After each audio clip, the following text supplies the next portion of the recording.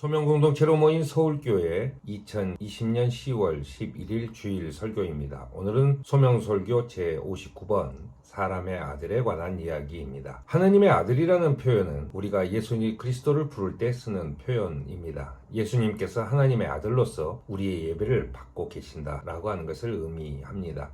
하느님의 아들이라는 표현이 신약성서에는 자주 쓰이지는 않습니다. 바울이 예수님을 부를 때는 일반적인 용어인 주님을 사용하고 있고, 예수님도 자신을 주로 사람의 아들, 인자라고 부르고 계십니다. 우리는 보통 사람의 아들은 예수님의 인성을 가르치고 하느님의 아들은 예수님의 신성을 나타낸다고 생각합니다. 그러나 마가복음서에 나오는 이 개념들은 우리가 상식적으로 알고 있는 것과는 거의 반대되는 개념으로 쓰이고 있습니다. 그것은 사람의 아들이라는 호칭은 하느님으로서의 예수를 가르치고, 하느님의 아들이라는 칭호는 메시아를 나타낸다는 것입니다. 메시아는 히브리어이며 그리스도는 그리스어입니다. 기름 부음을 받은 자라는 뜻입니다. 시편 2편에 하느님께서 다윗을 왕으로 세우시면서 너는 내 아들, 내가 오늘 너를 낳았다 라고 선언하는 부분이 나옵니다. 이처럼 기름 부음을 받은 현세의 이스라엘 왕은 하느님의 아들이 되고 실제로 이스라엘을 통치하는 왕이 됩니다. 마가복음서에서 하느님의 아들 예수 그리스도에 관한 복음의 시작이라고 하는 표현은 다윗 가문의 왕을 가르치며 인간의 메시아를 이렇게 의미합니다. 하지만 중풍병자를 고치신 예수님께서는 이제 땅에서 죄를 용서하는 권한이 사람의 아들에게 있다는 것을 보여주겠다고 말씀하시며 신으로서의 자신을 나타낸다고 마가는 증언하고 있습니다. 이렇게 사람의 아들이 신적인 존재가 되는 것은 주전 2세기에 기록된 다니엘서를 통해서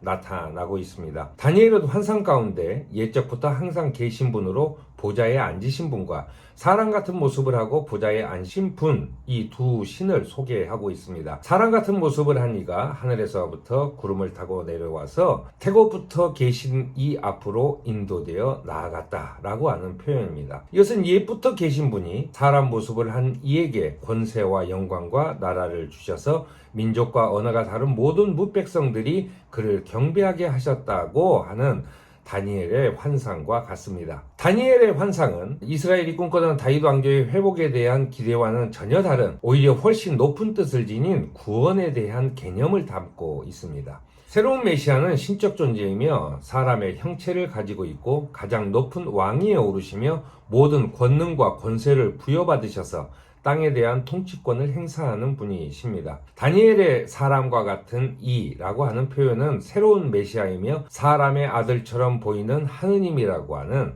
신적 존재를 가르치고 있습니다. 실제로 예수께서 갈릴리에 오셔서 사람의 아들로 자신을 선포했을 때 유대의 그 누구도 사람의 아들이라는 게 무슨 뜻인가요? 라고 되묻지 않았습니다. 갈릴리 사람들은 이미 누구나 사람의 아들이 무엇을 뜻하는지 알고 있었기 때문입니다. 오늘 우리에게 오신 주님이신 예수님을 따라 하느님의 부르심에 응답하는 소명 공동체로 함께 살아나가는 저와 여러분이 되기를 바랍니다.